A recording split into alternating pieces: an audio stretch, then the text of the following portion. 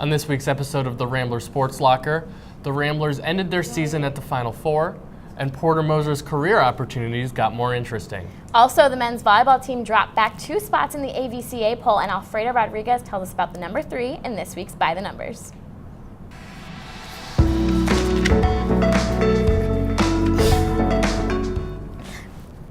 Welcome back to the first studio episode of the Rambler Sports Locker in over a month. I'm Henry Redmond. And I'm Haley Spittler. The men's basketball team went deep into the big dance, shocking the country by making it to the Final Four.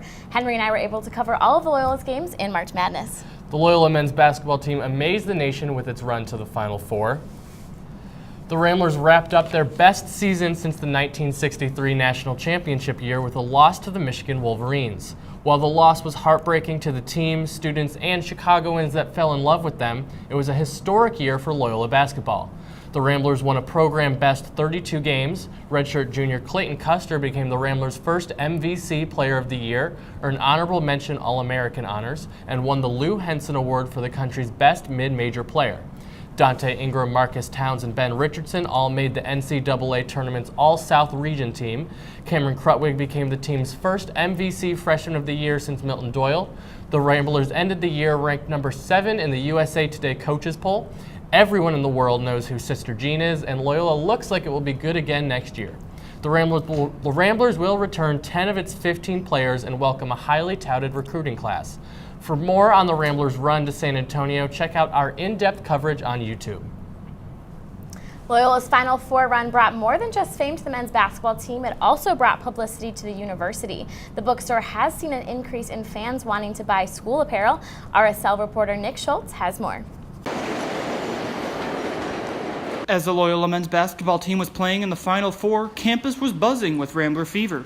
Graduate student Jomara Martinez said she went to the bookstore to get NCAA tournament gear for her family, and the crowd reminded her of the first week of classes when students were buying books. It was actually pretty packed. There were a bunch of parents. There were, I think locals were there too, because people went in for the scarves that were sold out. And some guys like, do you know where I can get like a fake scarf or something, or where I can order it online? And the bookstore had no idea. Despite expanding into the space next door, which held Go Grocer until winter break, lines formed at the bookstore as people got their gear. Junior Maya Gabay said she waited in line before the store even opened, and it was tough to get around once she was inside. I walked in and there was the line. The TV reporters were all like blocking all the way, so it was kind of frustrating, and there was a line basically at the door, and they're like wrapping around all the bookshelves. It was kind of frustrating. Bookstore workers were unavailable for on-camera comment, but one worker said crowds have been slowing down since the Ramblers lost to Michigan on March 31st. Martinez said the fan base has grown since her freshman year, and she said it's been fun watching the students rally around the team. My first basketball game here was my freshman year. That was around 2014, 2013. And the crowd even then was pretty fun, to say like the least, but you know, it was not as fun or as big as it is now. With the men's basketball program on the rise, the amount of maroon and gold on campus is rising as well. For the Rambler Sports Locker, I'm Nick Schultz. It's been a while since we were here in the studio, so we thought we'd catch you up on everything that happened in Loyola Athletics while we were distracted by basketball. The men's golf team played 2 tournaments, finishing in 6th and 7th place. Freshman Devin Johnson led the way for the Ramblers in both. The track and field team started their outdoor season with 4 meets in March. The men's volleyball team spent March ranked 6th in the country and went 7-2. The women's basketball team lost in the first round of the MVC tournament to Valparaiso. The Ramblers finished their season with a 7-23 record, winning 5 more games than the previous season. The Ramblers return 9 players next year and will bring in 3 new recruits in Kate Ochter's 3rd season with the team. The women's golf team opened its season with a 7th place finish at the Saluki Invitational. Junior Elena Bowser led the way for the Ramblers, finishing 6th overall.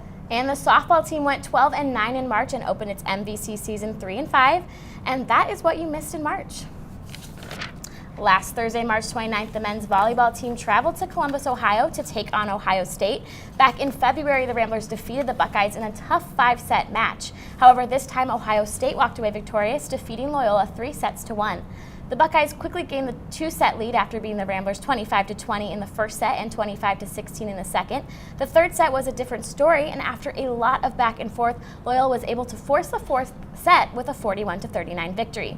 Ohio State won the fourth set and the match with a score of 25-19.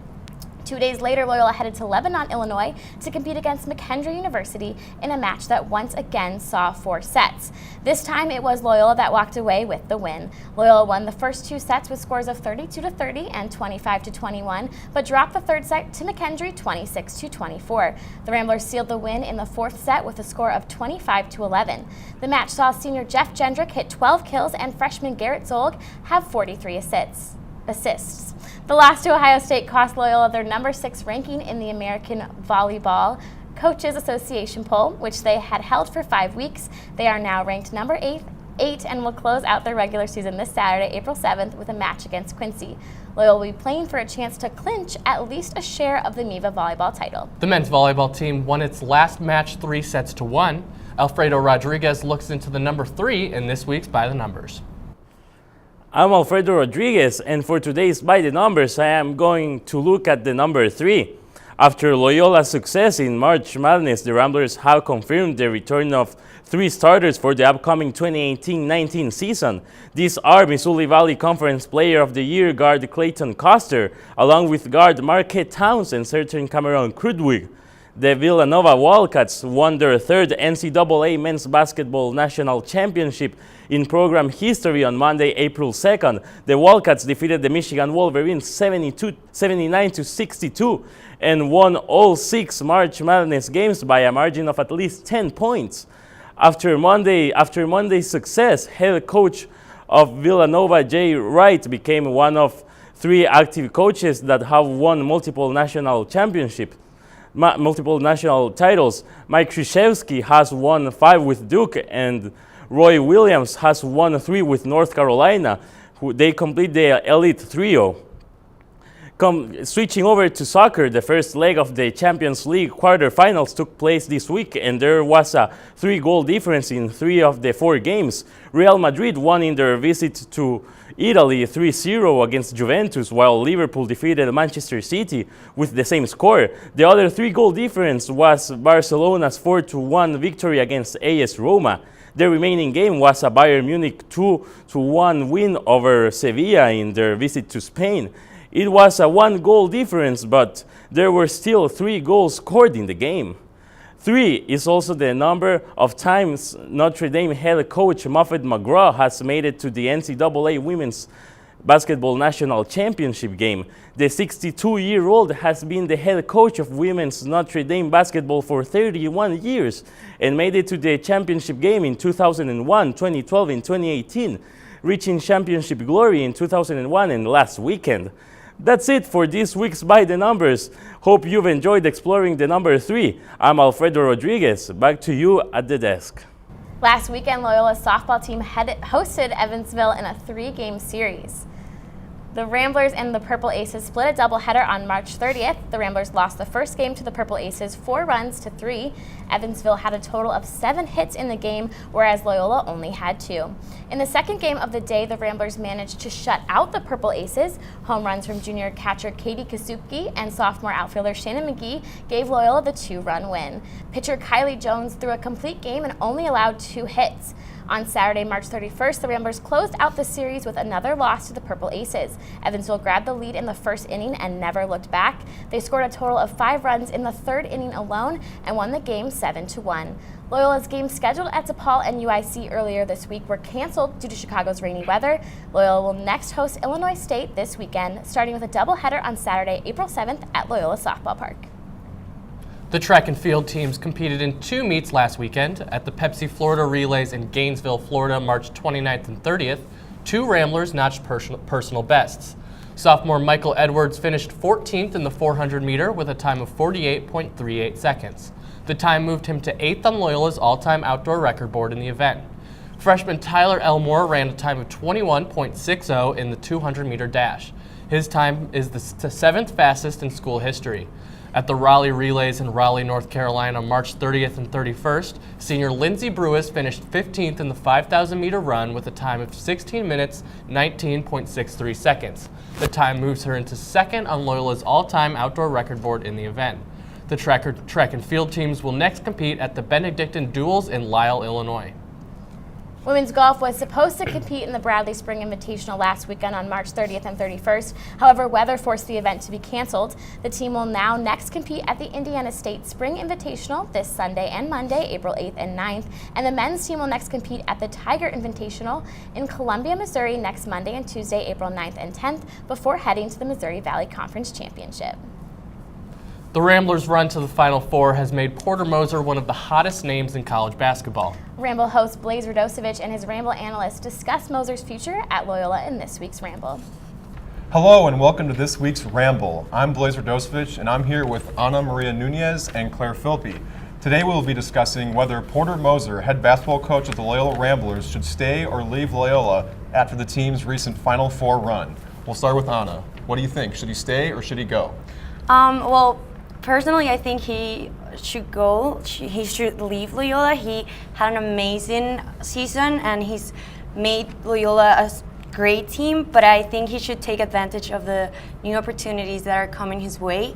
And obviously, there's going to be a race for him because of where he put Loyola at, and I don't think Loyola can afford him. So, yes.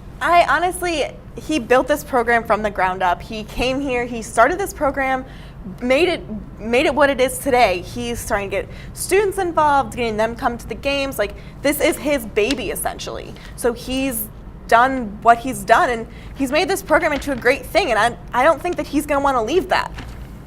Well, don't you think Porter would rather stay, or rather would go to a bigger program with a better culture, with more fans? Loyola only had like 2,000 fans a game. What do you think about that? But if you look at the numbers from the first game of the season to the last game of the season, the last home game sold out. And if you look at the numbers from the Damon watch parties, every single night we've played, the numbers increased. And yes, maybe he would want to go to another school, but that would involve moving his kids. That would be his 8th move in his coaching career. So why move again?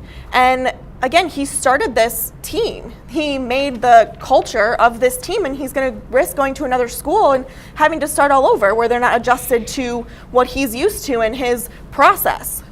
What do you think? Going off of what Claire said, I do think, like she said,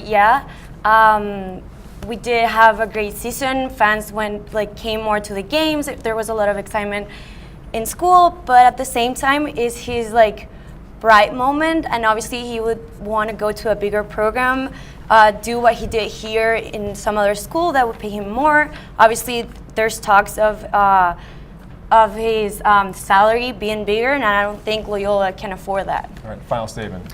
He's come out and said that he's happy here, that he doesn't think that he's going to move. And Watson's come out and they've said that they're going to work on a contract with him, and they've been in talks with that. So I just don't see him picking up and moving right now at this point.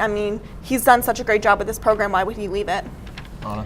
And for me, it would be that, yes, I think he would want to go to a bigger program, maybe do what he did here. He's in his bright moment, and coaches live for this. They're one shot at a bigger place. They always want to move forward. So I think he should, or if he wanted to leave, he's going to leave, yeah. All right, I think I have to side with Claire on this one. He's got to give this team one more season to win, possibly go on and win a national championship. Well, that's it for this week's Ramble. If you want to get on the conversation, you can use the hashtag RSLRamble. Back to you at the desk. Thanks, Blaze. I gotta agree with Claire. I just don't think there's a high major job open for Moser to take this year. And I definitely don't want to see him leave Loyola. For our full episodes and the chance to get in on the conversation, follow and like our social media handles for an up-to-date look at all things Rambler Sports. Thanks for joining us tonight. I'm Henry Redmond. And I'm Haley Spittler. Check back next week for another episode of the Rambler Sports Locker. And as always, don't forget to turn out the lights.